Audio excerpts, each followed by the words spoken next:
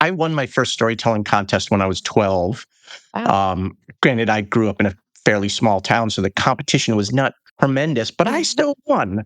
So, and I've been telling stories ever since. I mean, I studied creative writing in college. I went on to found a very successful weekly newspaper that became the largest weekly newspaper in Boston, and I believe still is to this day. My partner and I sold to a publishing group, and we no longer own it, but it continues to this day.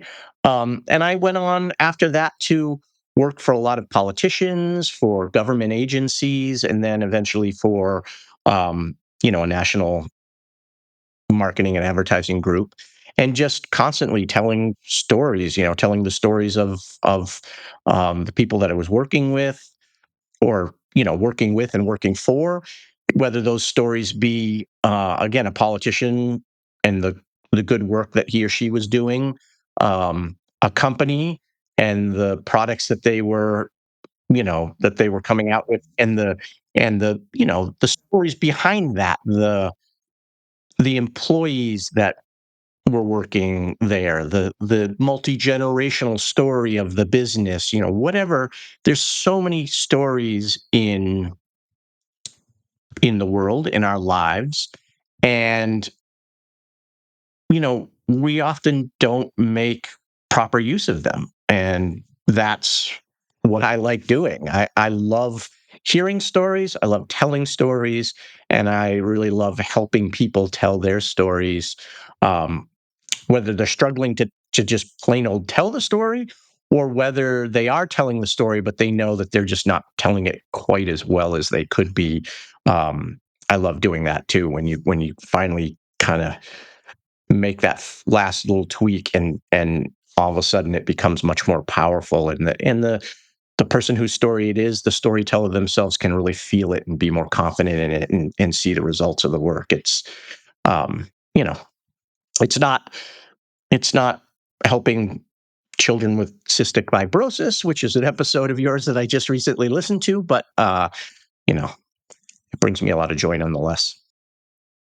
Well, and I think, I've been fascinated by human stories recently and just asking simple questions. And like, I have met some of the coolest people recently, which is that are so humble, but they have like wild stories that like I would never imagine that, but it's just through a simple question. And people love to talk about themselves, right? And it's empowering for other people too, because I was talking to a friend the other day and I mentioned something about my story and she was like, "Oh, me too. I thought I was alone in that." And it gives that access to, "Oh, I am not alone," or "I can relate to you," or "I have someone who has gone through this," right? And it just unlocks the like empathy and connection that we need more of in this world.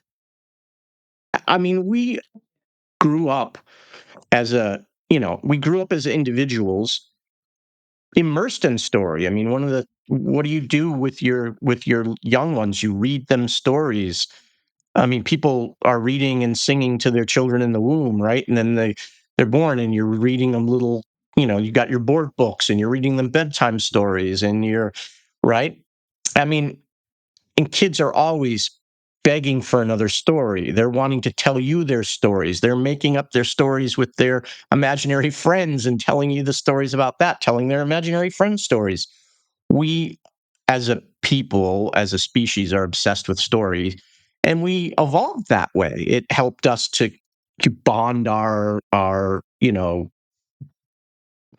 villages or tribal groups or whatever together, because we couldn't survive as an individual or one or two people. We needed a group around us, and those stories helped to bond those groups together. So it's not surprising that we like them so much, and it's not surprising that we get such really like joy out of hearing them and telling them. It's kind of like,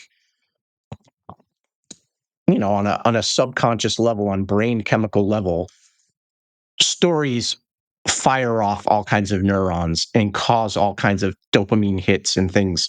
And it might seem odd, but I liken it to physical contact with another human being, like a proper hug that isn't like a social, like, air kiss hug or something. But if you genuinely hug somebody and you hold that hug for 45 seconds, a minute, 2 minutes or something, there's all kinds of chemical reactions that happen in the brain. And another, you know, kind of seeming non sequitur, I practice Brazilian Jiu Jitsu, and just the bonding that happens between the people that work together in a gym when we're rolling around with each other and wrestling.